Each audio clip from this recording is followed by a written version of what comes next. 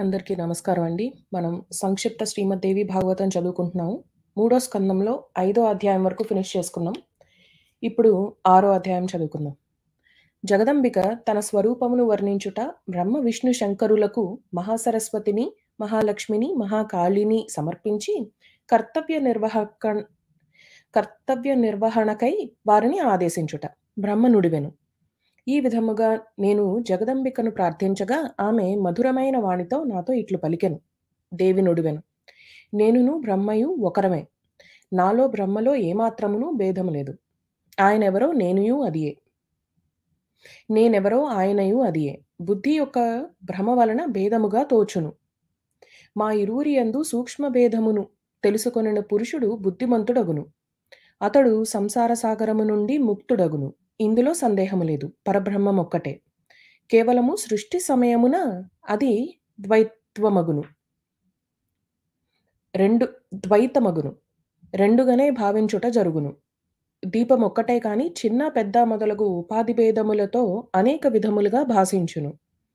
ఒకే ముఖము యొక్క ఛాయ దర్పణ భేదములతో వివిధములుగా కనిపించుచుండును. అటులనే నేనును బ్రహ్మయు ఒకటే.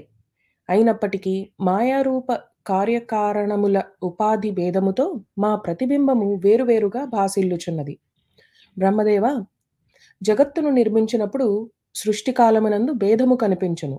అప్పుడు మనము 2 రూపములను ధరించి కార్యమును నిర్వహించుటకు ఉద్యమించదము. అప్పుడు దృశ్యాదృశ్య భేదములగు దృష్టిగోచరమగుట సర్వదా సముచితమనియే అంగీకరించవలను. ప్రపంచము లేనప్పుడు స్త్రీ అని గాని పురుషుడని గాని నపుంసకుడని గాని భేదమే లేదు. సృష్టి ఆరంభమగుటతోడనే ఈ భేదము కల్పించబడినది. బుద్ధి, శ్రీ, ధృతి, కీర్తి, స్మృతి, శ్రద్ధ, మేధ, దయ, లజ్జ, క్షుధ, తృష్ణ, క్షమ, కాంతి, శాంతి, పిపాస, నిద్ర, తంద్ర, జర, అజర, విద్య, అవిద్య, స్పృహ, వాంఛ, శక్తి, అశక్తి, వస, మజ్జ, త్వచ, దృష్టి, సత్యాసత్యవాక్కు, పర, మధ్య, పశ్యంతి మొదలగు వాని యొక్క అన్యభేదములు, అటులనే అనేక విధములగు నాడులు, ఇవన్నీ నా రూపములే. ప్రపంచమున నేను తప్ప ఇతర పదార్థమేదియును లేనే లేదు. బ్రహ్మదేవ, అంతయును నా రూపమే, అనగా అన్నిటి యందు నేనే ఉన్నాను. ఇట్టి నిశ్చితమైన ధారణను అలవర్చుకొనవలెను. ఓ బ్రహ్మ, ఈ సకల సంసారమునందు నేనే వ్యాపక రూపమున విరాజమానురాలనై ఉన్నాను. సకల దేవతలలో భిన్న భిన్న రూపములలో నేనే ఖ్యాతి వహించి ఉన్నాను. ఇది సంపూర్ణముగా నిశ్చితము. నేను శక్తి రూపమును ధరించి పరాక్రమించెదను. గౌరీ, బ్రాహ్మి, రౌద్రి, వారాహి, వైష్ణవి, శివ, వారుణి, కౌబేరి, నారసింహి, వాసవి, ఇవన్నీ నా రూపములే. విభిన్న కార్యములను నిర్వహించుటకు ఆయా దేవీమణులలో నా శక్తిని స్థాపించి నేను సకలమును వ్యవస్థీకరించెదను. ఆయా దేవిని నిమిత్త మాత్రముగా చేసుకొనుట నా స్వభావము. జలమునందు శీతలత్వము, అగ్నియందు ఉష్ణత, సూర్యునియందు ప్రకాశము, చంద్రునియందు చల్లదనము విస్తృతముగా నుండుటకు కావలసిన వ్యవస్థను చేసి వారందరి లోపల నేనే ప్రవేశించెదను. బ్రహ్మదేవ, నేను నిశ్చితముగా చెప్పుచున్నాను. శక్తినగు నేను తొలగిపోయినచో జగత్తునందలి ఏ ప్రాణియును కదలలేదు, మెదలలేదు. శక్తినగు నేను వేరైనచో శంకరుడు దైత్యులను సంహరించుటలో సదా అసమర్థుడగును. మానవుల శరీరము నుండి నేను కొంత దూరము వెళ్ళిపోయినచో ఆ ప్రాణిని మిగుల బలహీనుడని అందురు. వీడు రుద్రహీనుడని, విష్ణుహీనుడని ఆ నీచ మానవుల విషయమును ఎవరునూ చెప్పజాలరు. ఈ భూమి మీదకొచ్చినప్పుడు తన్ను తాను నిలద్రొక్కుకొనుటకు అసమర్థుడైనను భయపడినను హృదయమునందు చింతాతరంగములు కలిగి ఉండినను లేక శత్రువు యొక్క పిడికిలిలో చిక్కుబడిపోయినను అతడిని శక్తిహీనుడనియే పలికెదరు. ఇతడు రుద్రహీనుడని జగత్తునందు అతని విషయంలో ఎవరునూ చెప్పరు. ఇందువలన శక్తినగు నన్నే ఏకైక కారణముగా తలంపుము.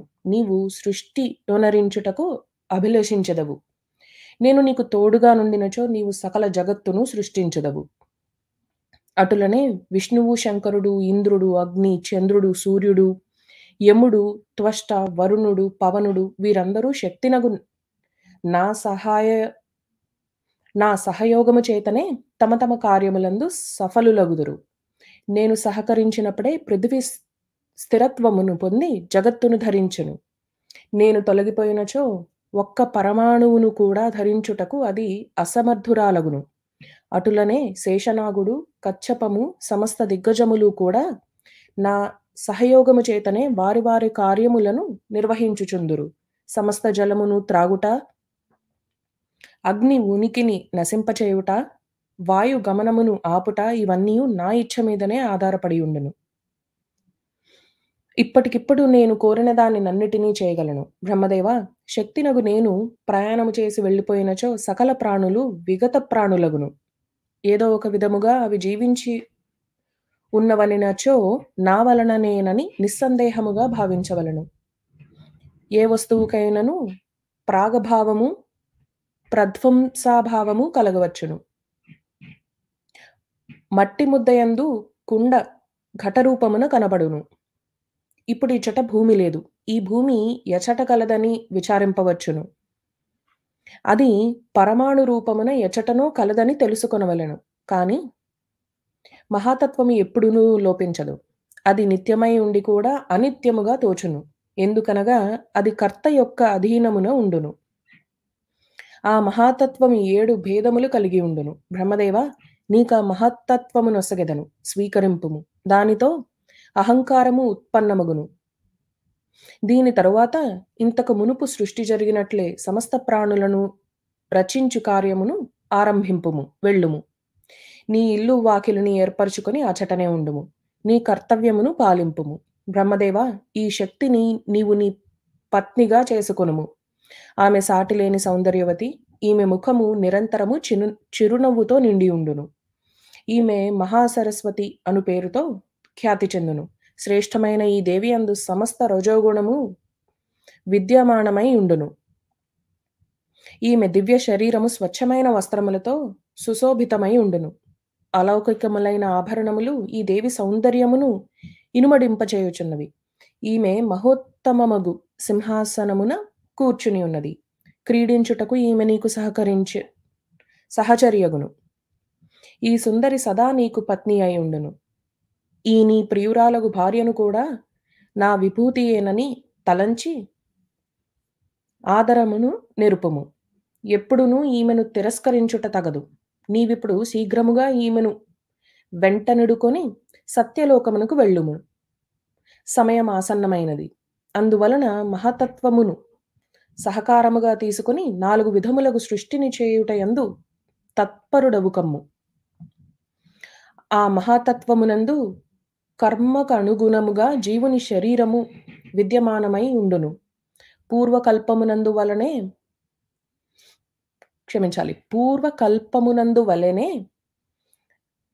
మరలా సృష్టి నొనర్పుము. కనుక జ్ఞాపకముంచుకొనుము. కాలము, కర్మ, స్వభావము, గుణాదుల కారణములకు తగినట్లు సమస్త చరాచరములు సృష్టింపవలను. విష్ణువు నీతో సదా ఆదర సత్కారములను పొందుటకు అధికారియగును. సత్వగుణ ప్రధానుడు గనుక ఆయన ఎల్లవేళలా అన్ని విధముల శ్రేష్ఠుడుగా పరిగణింపబడును. మీకే కష్టములు కలిగినను ఆయా సమయములలో ఈ విష్ణువు ధరాతలమున ప్రకటమగును. ఒకసారి పశుయోనియందు, మరొకసారి మానవుడుగను అవతరించును. ప్రకటమై దానవులను సంహరించుట ఆయన స్వాభావిక గుణమగును. మహాబలవంతుడగు మహాదేవుడు కూడా నీకు సహాయకారి కాగలడు. నీవిప్పుడు దేవతలను సృష్టించి ఆనందముతో విహరింపుము. బ్రాహ్మణులు, క్షత్రియులు, వైశ్యులు మిగుల జాగరూకతతో అనేక యజ్ఞములు చేయుచు సకల దేవతలను ఉపాసింతురు. యజ్ఞములందు దక్షిణలు ప్రచురముగా నిచ్చెదరు. ఆ సకల యజ్ఞములందు వారు నా నామమును ఉచ్చరించెదరు.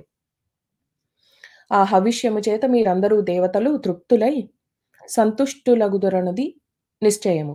ఈ శంకరుడు అన్ని విధములా మీ ఆదర సత్కారములకు పాత్రుడు.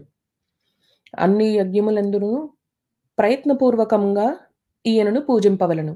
మరలా దేవతలకు దైత్యుల వలన భయము కలిగినచో నా శక్తులు సుందర రూపమును ధరించి వచ్చును. వాటి పాలై దైత్యులు మరణించెదరు. వారాహి, వైష్ణవి, గౌరి, నారసింహి, శివ ఇవియే కాక ఇంకను అనేక శక్తులు కలవు. ఇక నీవు జగత్తును సృష్టించుటకు ప్రారంభించుము.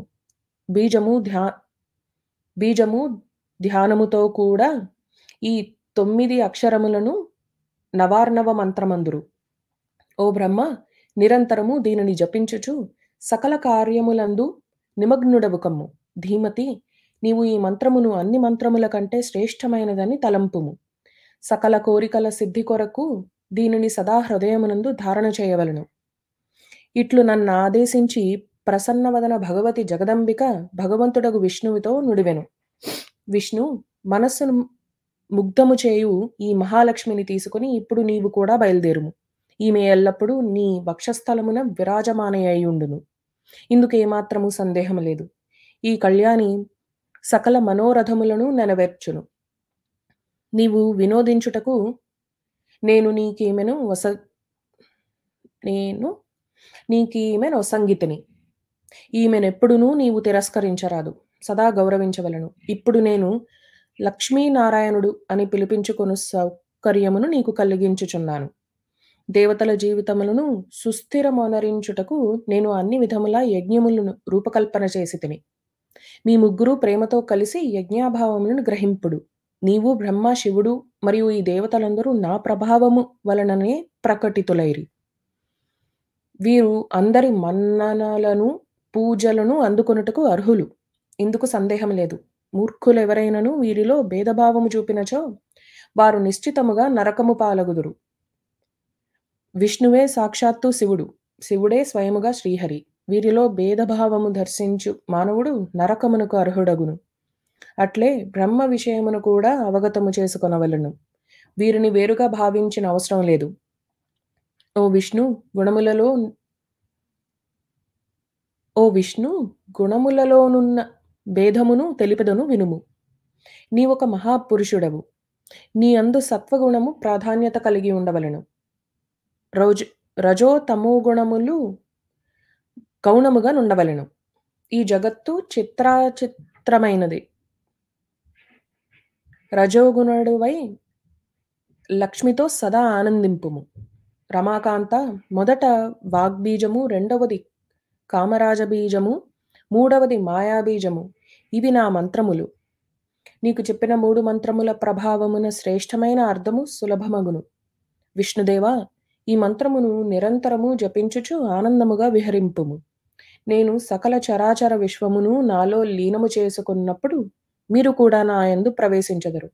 భక్తిని, ముక్తిని ప్రసాదించు ఈ మంత్రమును సదా స్మరించవలను. శుభమును కోరు పురుషులు ఓం అను ప్రణవముతో కూడి మంత్రజపము చేయవలను. నీవు వైకుంఠమును రచించి అచటనే విరాజమానవుడవు కమ్ము. నేను సదా స్థిరముగా నుండెడి ఆద్యాశక్తిని. నన్ను చింతన చేయుచు స్వేచ్ఛగా విహరింపుము.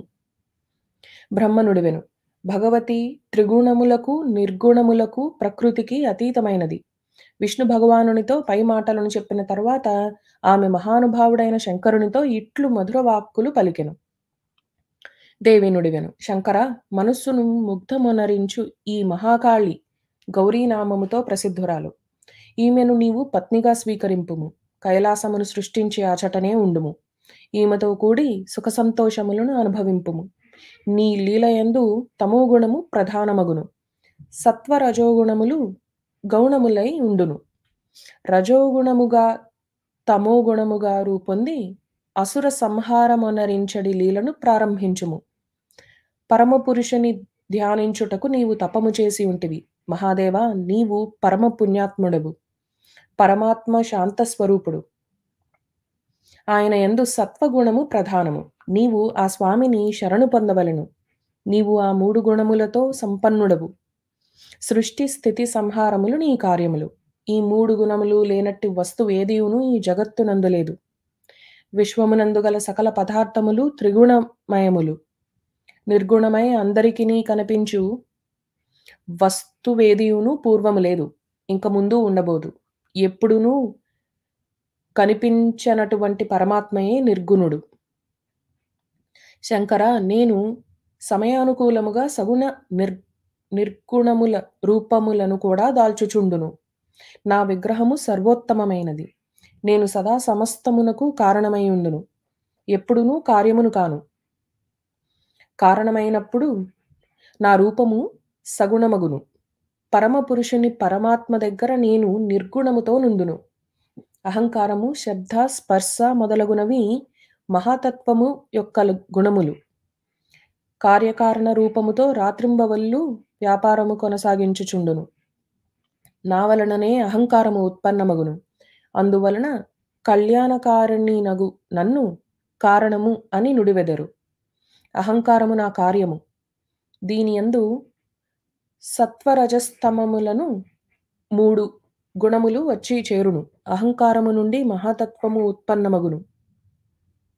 ఇది సమిష్టి బుద్ధిని పరిచయము చేయను.